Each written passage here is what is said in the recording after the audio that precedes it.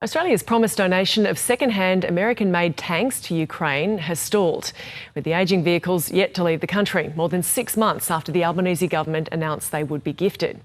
Defence figures with knowledge of the situation have suggested that resistance from the US is partly to blame for the delay. Retired Major General Gus McLaughlin joins me now to take us through all of this. Now, Gus, what do you understand this delay or delays to be? Yeah, Gemma, good morning. We are in the unfortunate position that despite owning these tanks, when we buy equipment like this from the United States, we do sign up to a restriction on sale, meaning we can't just forward them on to any country that we wish. Of course, that's to protect the alliance from potentially having to fight against some of their own systems in the future.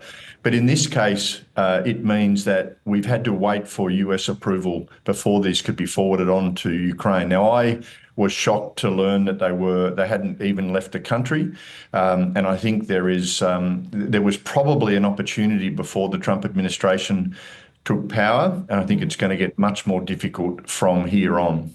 So it could have and should have happened before he came to power?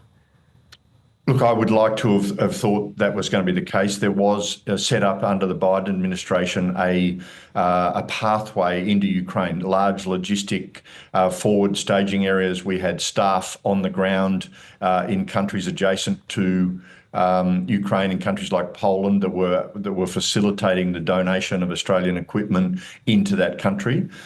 Some of those have been closed or rolled back considerably since the Trump administration took power, and particularly since the temporary ban on US support. So what that means is if you like, the sinews of war, which is the logistic chain into that country, are now much harder than they were before Mr. Trump took office. Mm-hmm. So, I mean, should this transfer be green-lighted soon, or do you have doubts about that? It should be green-lighted as soon as possible. Mm-hmm. Tanks are one of those capabilities that seem to attract all sorts of additional attention. There are naysayers who say that the day of the tank is past with the threat of drones, etc., in Ukraine. And in many ways, the use of them has changed markedly. You now have to have considerable extra protection on them because of the drone threat. But these Abrams tanks, despite being old, and they were under my command when I was an Army Brigade Commander, and I'm old, they are still a formidable capability, and particularly for Ukraine if they want to go on the offence. There's no question they would like to seize more of the terrain that Russia is holding. We saw that when they made the incursion into Russia in the Kursk area. To make a forward movement in a battle as intense as this, you still need tanks and armoured vehicles, albeit it is a very dangerous situation with drones overhead. So I and I'm sure the Ukrainians would like to have seen this issue resolved long before now. Well, that brings me to the question, do we know that the Ukrainians still want them? Because, there have been those criticisms that, you've addressed there, but, some defence officials saying that, the tank roof is the weakest point of the Abrams, and of course this is largely a drone war. Yeah, look, I hope there's not some sort of backgrounding that's going on to suggest that, that these things wouldn't be welcome. I think the Ukrainians would welcome them. However, they don't want just an unsupported package arriving. It's like a Christmas gift with no batteries.